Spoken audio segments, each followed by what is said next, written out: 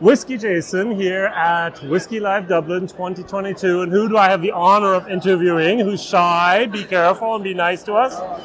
Megan Byrne from the Great Northern Distillery. Very, very good. What is your job title? So technically it's a distillery supervisor, so Yes. I'm over our team of production at the Great Northern. So. Now, Great Northern is one of the biggest distilleries in Ireland that you never hear anything about normally. Yes, that's correct. So I call you a contract distiller. You don't actually bottle anything yourself. Yeah. You produce for others, and that's very, very nice. Yeah. Now, the question is, how did you become a distiller?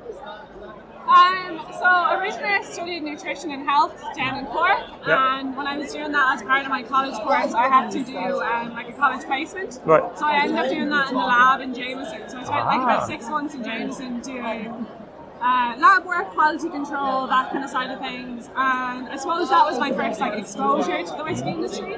After that, then I went on to work in the wine industry in California. Okay. For about 6 months. It was just harvest season, so it was seasonal. So I did that, and then I moved to New Zealand to make wine in New Zealand. Oh. And then after that, I was kind of trying to figure out where I could see myself going in terms of a career. And I always figured, as much as I love to travel, and I've been abroad for quite some time, that I would eventually like to come home. So from that, I decided I'd do my master's. Yes. So I did my master's in brewing and distilling at Heriot-Watt University in Edinburgh. I spent a year over there learning about the trade, and then I went on from there to America to work in Washington, D.C. Okay. Before I came back to work in Dublin, and now I'm here. So Washington, D.C., we have Mount Vernon with the George Washington Distillery. Yeah. Where were you? I was in 1-8 Distillery. Ah, so quite a small distillery in D.C. Yeah. Very, very good. Good. I grew up in Virginia. Oh, okay. I worked with Sagamore and Baltimore together, so I know a little bit, but that one particular distillery is still unknown for me. Yeah, it's really nice. All right, very good. Now, from the U.S. back to Ireland, how did that happen?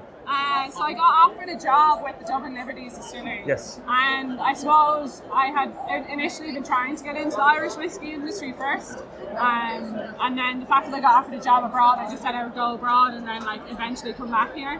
So when I got offered the job in Dublin, I was like, yeah, definitely take it. You know, it's the Irish whiskey industry. I was like, you cannot get a better industry in terms of the way it's growing, how fast it's growing. And just in terms of a career. Yep. So I jumped at the opportunity of that. And then I'm only with the Great Northern 6 weeks. Okay, you're brand new here, yes. New. So yeah, a couple of months ago I got offered the job. Okay, did Brian convince you or was it John? Or who convinced you? No one had to convince me. Okay. I had kind of been sending my CV in, and I just happened to get speaking to Brian one of the days, and he offered me the job as the distillery supervisor, production manager. So I'm delighted. It's such a challenge. It's a new experience for me, moving from distilling to more of a management side of things. So it's slightly different, but it's great to be involved in the process. It is. Now, what would you say to women out there thinking of going into the whiskey distilling industry? Were there any people that encouraged you along your way? Was there any problems? No, I don't think I've come across any problems with the industry. I feel like I've been so lucky with the people that I've met along the way, whether it be male or female. Everyone that I've met has always said go for it, or try this, try that. You never know how it's going to go. So I feel like I've been really, really blessed in that sense. That I've had I've met a lot of really good people along the way, and there's a lot to be said for it. I am very young. I'm only 28. I'm young to be in the position that I am in, but I am in that position because I've had great people behind me. So even including my own parents, they've been such a support system. But I just feel like I've met really, really good people along the way, and there's a lot to be said for it. That is true. Now, the one question I've asked everyone so far in Ireland the last week is, where do you see Irish whiskey in 10 years from now? Will it continue to boom as it is? Yeah, I think so. Yeah. I don't think we're going to slow down anytime soon. No, 100%. It's going to be even bigger, even better. Yeah. And hopefully many more distilleries and companies and brands out there. John Teeling said a statement, if you start drinking whiskey when you're 30, you'll drink it until you die. I started much younger than 30. Exactly. So whatever you drink when you're 30, you're going to continue drinking until you basically.